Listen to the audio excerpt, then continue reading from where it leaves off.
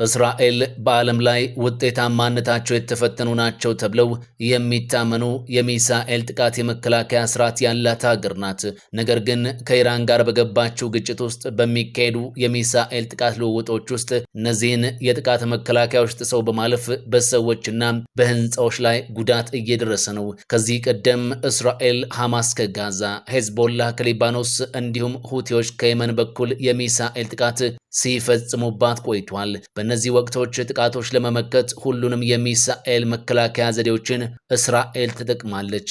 እነዚህ የእስራኤል የሚሳኤል መከላከያ ስርዓቶች የአጭር ርቀት ሮኬቶችን ከሚመክተው አይረን ዶምና ባላስቲክ ሚሳኤል ድረስ የሚከላከለውን አሮው የተሰኘ ጸረ ሚሳኤል መሳሪያዎችን ያካትታሉ። በእስራኤል የሚሳኤል መከላከያ ስርዓት ውስጥ ያሉት የተለያዩ ጸረ ሚሳኤል መከላከያዎች የትኞቹ ናቸው? እንዴትስ ይሰራሉ? የሚለውን ቀጥለን እንመለከታለን። እስራኤል በርካታ የአየር መከላከያ ዘዴዎች አሏት። እንደየ አቅማቸው በተለያየ ከፍታና ርቀት ላይ የሚመጡ ሚሳኤል ጥቃቶችን ለማክሸፍ የሚውሉ ናቸው። ከእስራኤል የሚሳኤል ጋሻዎች መካከል በጣም የሚታወቀው አይረን ዶም ሲሆን የአጭር ርቀት ሮኬቶችን ለመከላከል የሚያስችል ነው። ይህ መሳሪያ ሞርታሮችንና ከሚሳኤል ማስወንጨፊያ የሚተኮሱ ከ4 እስከ 7 ኪሎ ሜትር ርቀት የሚጓዙትን ያከሽፋል።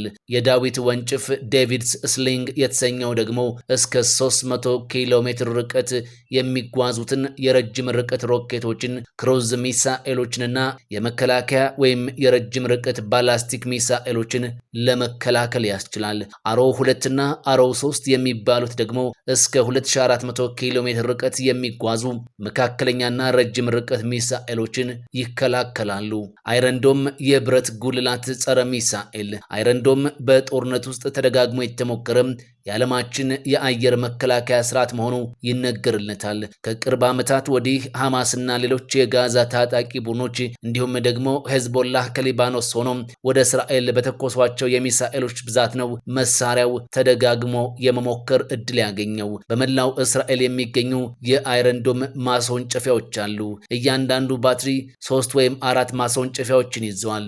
እያንዳንዳቸው 20 ሚሳኤሎችን የማክሸፍ ብቃት አላቸው። አይረንዶም ለጥቃት የሚመጡ ሮኬቶችን በራዳር ፈልጎ ይከታተላል። የትኞቹ ሮኬቶች ህዝብ በሚበዛባቸው ቦታዎች ላይ ሊወድቁ እንደሚችሉ ያሰላል። ባዶ ቦታ ላይ የሚወድቁትን በመተው አይረንዶሙ ሚሳኤሎቹን ወደ እነዚህ ሮኬቶች በመተኮስ ያጨናግፋቸዋል። የእስራኤል መከላከያ ሰራዊት እንደሚለው ከሆነ አይረንዶም ካነጣጠረባቸው ሮኬቶች 90 በመቶ ያህሉን ያመክናቸዋል። ታሚር የሚሰኙት እያንዳንዳቸው ሚሳኤሎቹ $50,000 ገደማ ያስወጣሉ።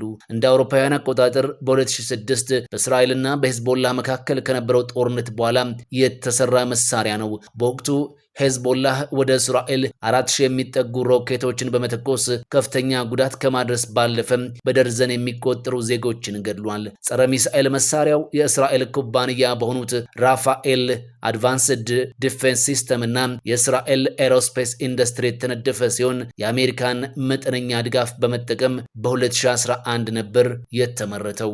አይረንዶም ለመጀመሪያ ጊዜ በዘመቻዎች ላይ ጥቅም የዋለው በዚያው ዓመት ሲሆን ከጋዛ የተተኮሱ ሮኬቶችን ማክሸፍም ችሏል።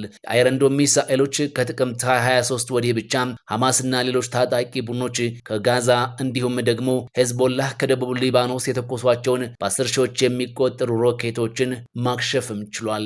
ሌላኛው ደግሞ የዳዊት ወንጭፍ እያሉ የሚጠሩት ዴቪድስ ስሊንግ ጸረ ሚሳኤል ነው። በዕብራይስጥ ተአምረኛው ዘንግ በመባል የሚጠራው የዳዊት ወንጭፍ እስከ 300 ኪሎ ሜትር ርቀት ላይ የሚገኙ ሚሳኤሎችን መከላከል ይችላል። መስከረም 2024 ላይ ሄዝቦላህ ከሊባኖስ የተኮሰውን የባላስቲክ ሚሳኤሎች ለመከላከል ጥቅም ላይ ውሏል። እንደ እስራኤል ጦር ገለጻ ከሆነ ኢራን የተሰራው ይህ ቃዳር 1 የተሰኘ ባላስቲክ ሚሳኤል ከ700 እስከ 1000 ኪሎ ግራም ክብደት ያለው የመካከለኛ ርቀት ባላስቲክ ሚሳኤል ነው። ሄዝቦላህ ሚሳኤሉ ኢላማ አድርጎት የነበረው በቴል አቪቭ የሚገኘውን የሞሳድ ዋና መስሪያ ቤትን እንደነበር ገልጿል። የእስራኤል ጦር ግን ሚሳኤሉ ወደ መኖሪያ መንደሮች ያመራ ነበር ብሏል። የዳዊት ወንጭፍ በእስራኤሉ ራፋኤል አድቫንስድ ዲፌንስ ሲስተምስ እና በአሜሪካው ሬይተን የጋራ ጥምረት የተሰራ ነው። በአውሮፓውያን 2017 ነው አገልግሎት ላይ መዋል የጀመረው።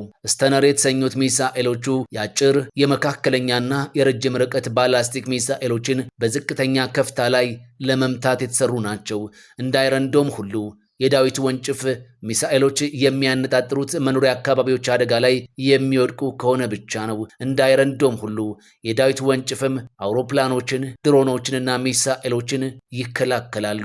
እያንዳንዱ የዳዊት ወንጭፍ ሚሳኤል $1 ሚሊዮን ገደማ ዋጋ ወጥቶለታል። በግንቦት 2023 በጋዛ የሚገኘውን የፍልስጤሙ እስላማዊ ጅሃድ ቡድንን ጥቃት ለመከላከል የዳዊት ወንጭፍ ጥቅም ላይ ውሏል። ቡድኑ ከ1100 በላይ ሚሳኤሎችን የተኮሰ ሲሆን እስራኤል ስጋት ፈጥሯል ካለቻቸው ውስጥ 96 በመቶውን ሮኬቶች ማምከኗን ተናግራለች። በሶስተኛ ደረጃ የምንመለከተው ደግሞ አሮ ወይም ቀስት ጸረ ሚሳኤል ነው። አሮ 2 የተነደፈው ከመሬት 50 ኪሎ ሜትር ርቀት ላይ በመምዘግዘግ የአጭርና የመካከለኛ ርቀት ባላስቲክ ሚሳኤሎችን ለመከላከል ነው።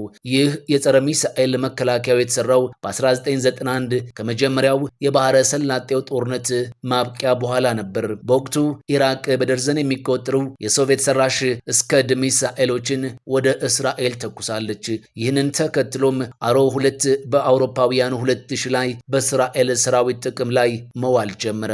አሮ 2 ሚሳኤሎችን ከ500 ኪሎ ሜትር ርቀት ላይ መለየት ይችላል።